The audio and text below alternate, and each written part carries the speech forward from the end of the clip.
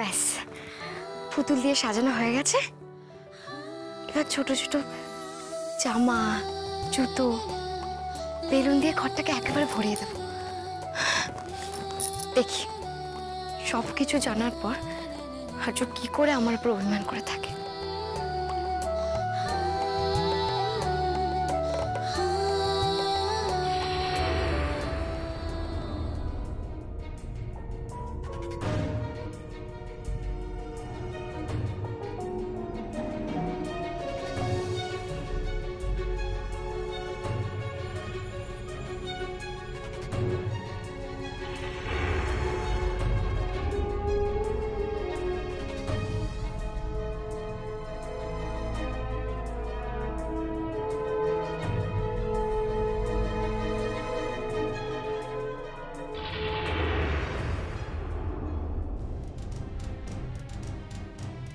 এসব কি দিয়া?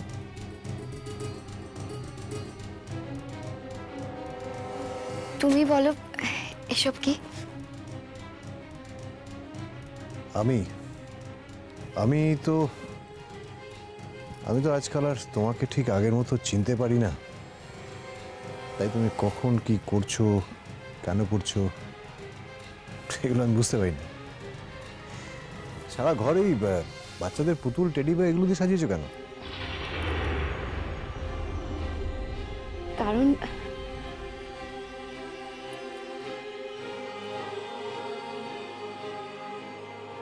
কারণ দিয়া মা, আমি এসে গেছি।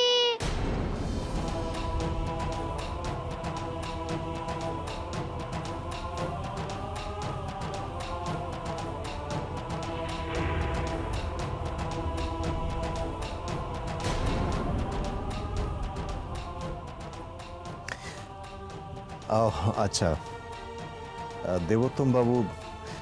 দেবোত্তম বাবুর মেয়ে আসার কথা, তাই এত কিছু সাজানো গোজানো হয়েছে। মানে ঘরটা আগে বললেই পারতে, সিম্পল।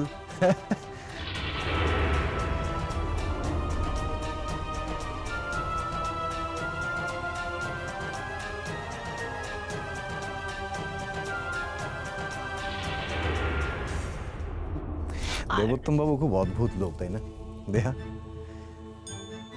কাল রাতে নিজে এসে তোমাকে নিয়ে গেলেন এই বাড়ি থেকে, আজ সকালে আবার নিজে এসে দিয়েও গেলেন। উনি তোমার অনারে একটা পার্টি থ্রো করছেন, আর সে পার্টিতে আমাকে আবার স্পেশালি ইনভাইটও করলেন। Nice nice. ড্রাইভারের হাত দিয়ে তোমার সমস্ত জামা কাপড় উনি দায়িত্ব সহকারে পাঠিয়ে দিলেন এ বাড়িতে। বলো, হ্যাঁ, দায়িত্ব সহকারে সব জামা কাপড় দুটো বাক্স ভরে পাঠিয়ে দিলেন। এই নাইস।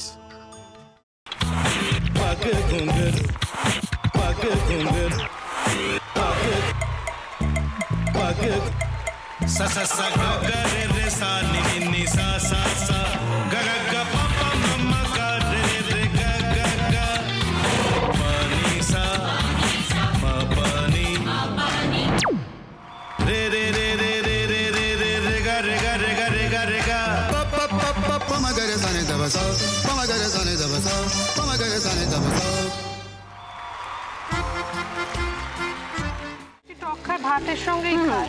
তোমার ইলিশ মাছ অ্যাকচুয়ালি ভাতের সাথেই ভালো লাগে।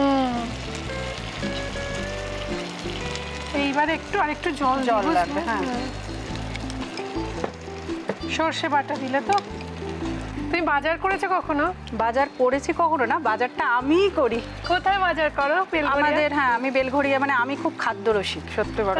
হ্যাঁ, মানে ধরো শনি রোববার হলেই আমার মনটা চুপচুপ করে। হ্যাঁ, দেখো ঠিক হচ্ছে কিনা, তারপর বলো।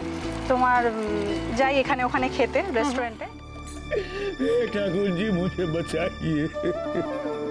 अब तो जानते हैं कि ठाकुर के सामने कोई झूठा बात नहीं बोलता। हमने चोरी नहीं किया। সত্যি তো, ঠাকুরের সামনে তো কেউই মিথ্যা কথা বলে না।